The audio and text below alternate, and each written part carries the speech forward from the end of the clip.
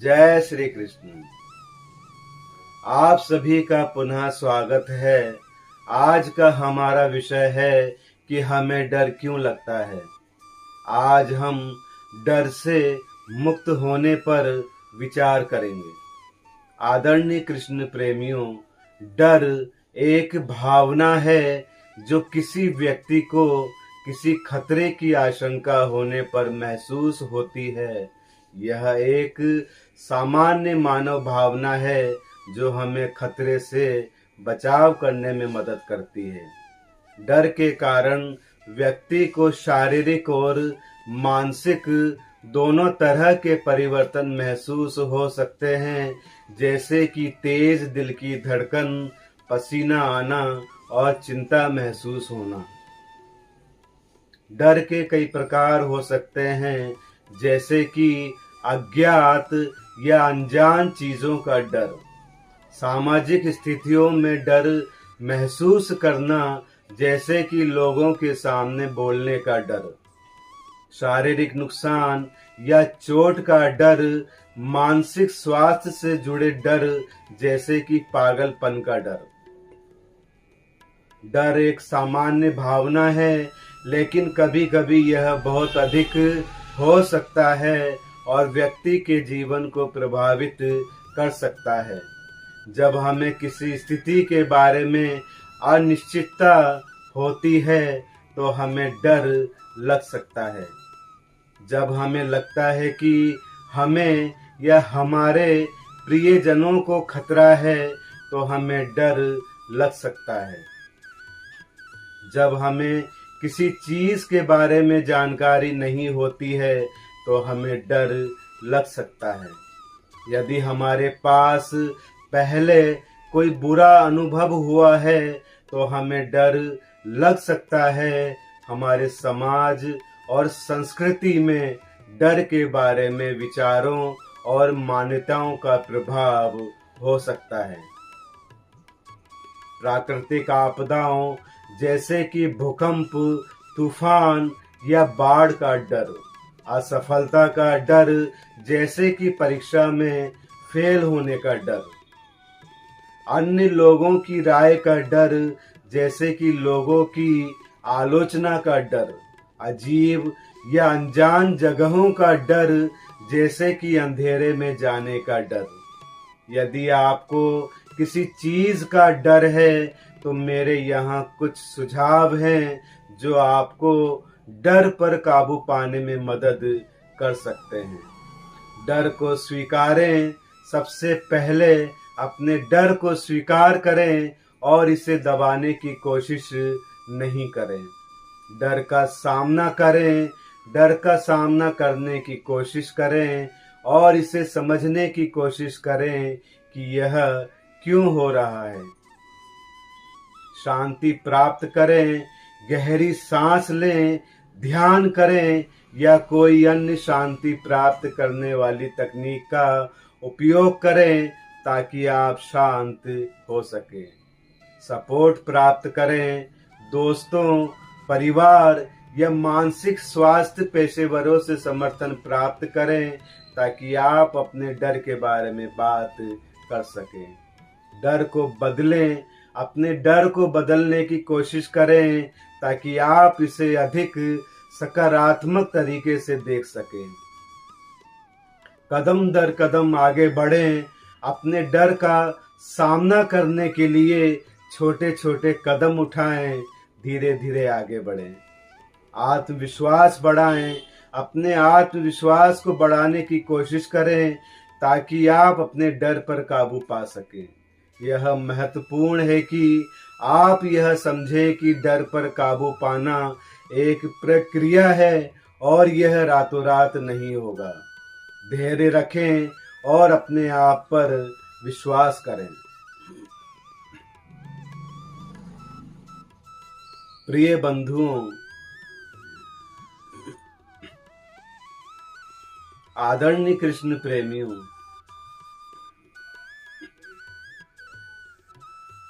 आत्मविश्वास से डर समाप्त करने के कई तरीके हैं। आत्मविश्वास बढ़ाने से डर कम होता है। जब हमारा आत्मविश्वास बढ़ता है तो हम अपने डर का सामना करने में अधिक सक्षम होते हैं। आत्मविश्वास हमें डर का सामना करने की हिम्मत देता है।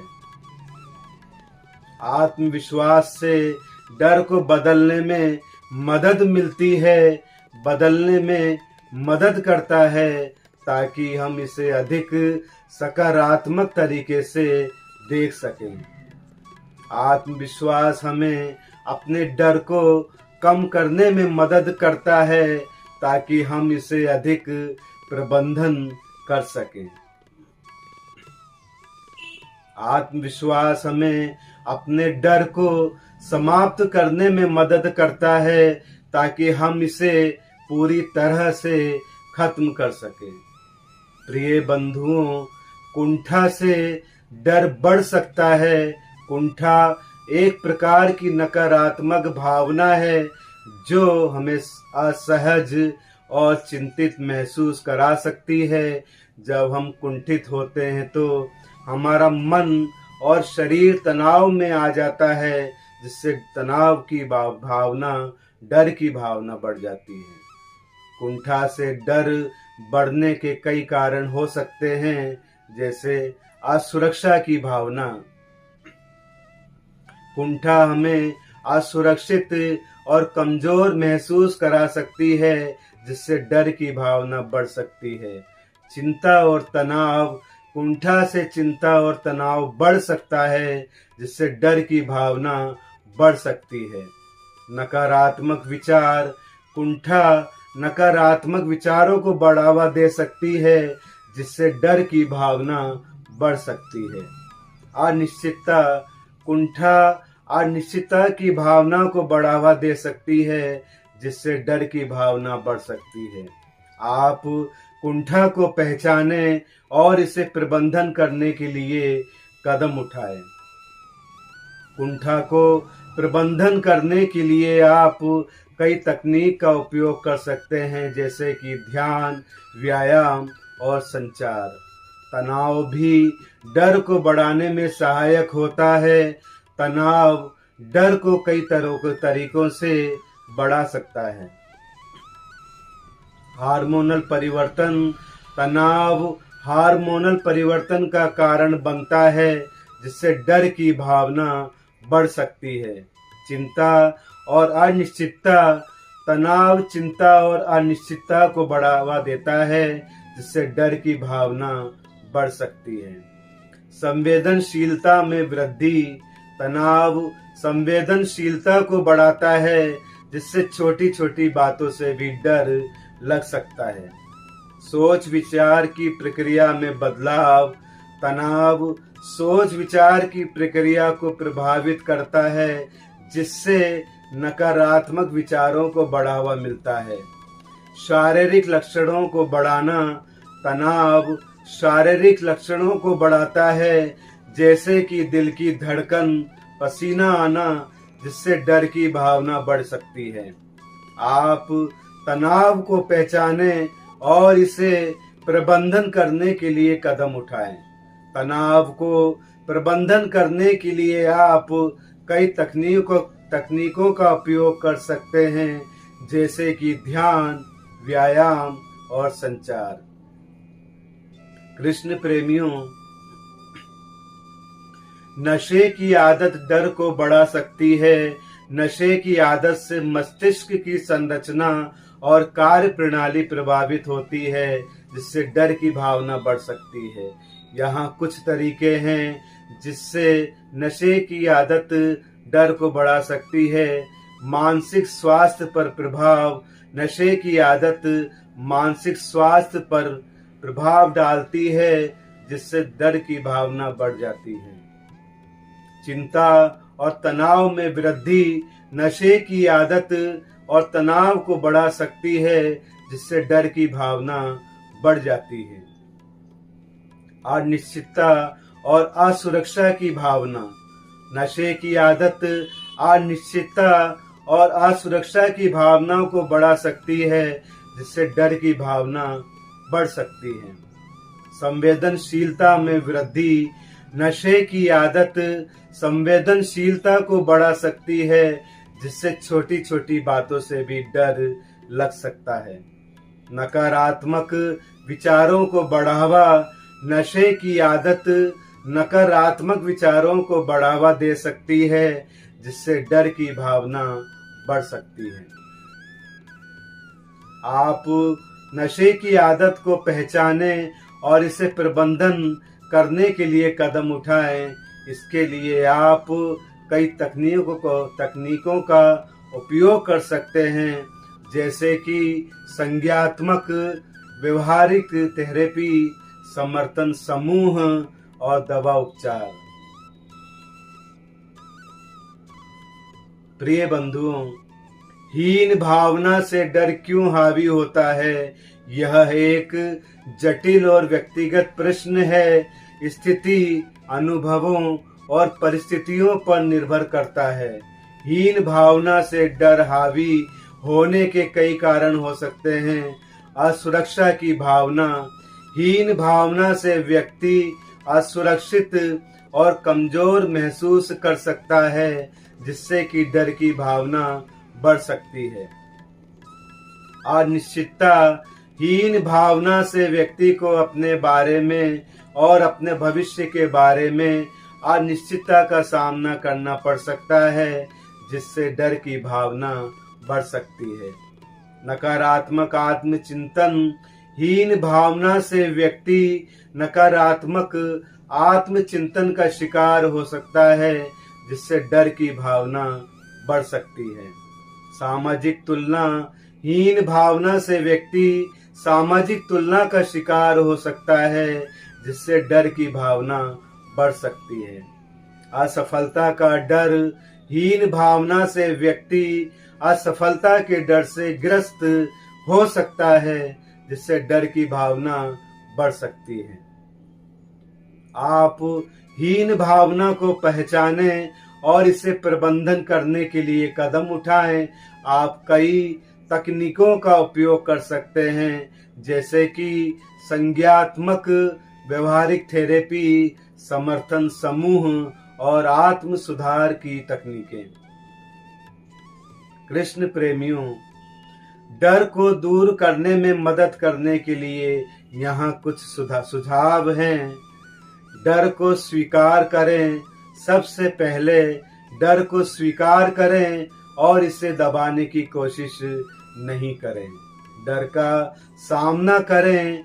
डर का सामना करने की कोशिश करें और इसे समझने की कोशिश करें कि यह क्यों हो रहा है। शांति प्राप्त करें। गहरी सांस लें, ध्यान करें या कोई अन्य शांति प्राप्त करने वाली तकनीक का उपयोग करें, ताकि आप शांत हो सकें। सपोर्ट प्राप्त करें। दोस्तों, परिवार या मानसिक स्वास्थ्य पेशेवरों से समर्थन प्राप्त करें, ताकि आप अपने डर के बारे में बात कर सकें। डर को बदलें। अपने डर को बदलने की कोशिश करें, ताकि आप इसे अधिक सकारात्मक तरीके से देख सकें। कदम दर कदम आगे बढ़ें। अपने डर का सामना करने के लिए छोटे छोटे कदम उठाएं और धीरे धीरे आगे बढ़ें।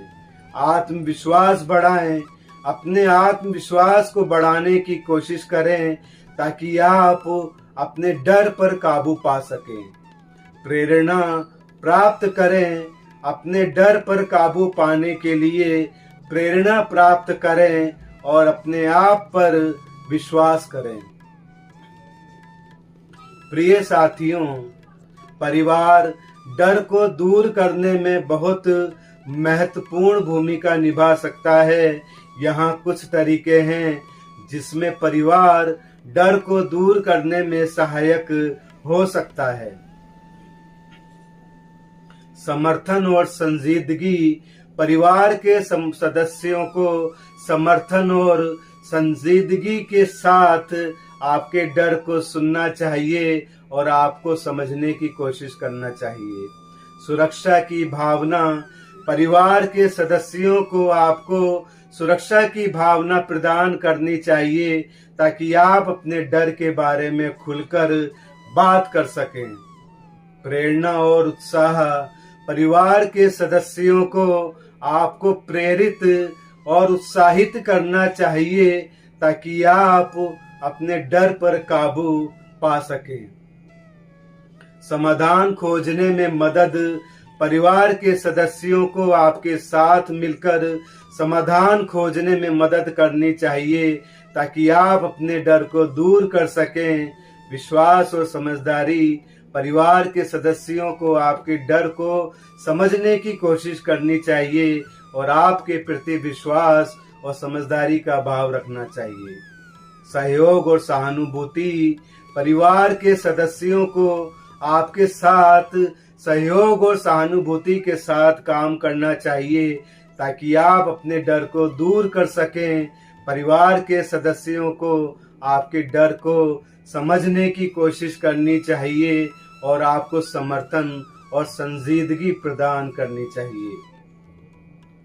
डर की भावना से व्यक्ति को सुरक्षा की भावना की आवश्यकता महसूस हो सकती है जिससे वह सुरक्षित महसूस कर सके। डर की भावना से व्यक्ति सावधान और सतर्क हो सकता है जिससे वह खतरों से बच सके।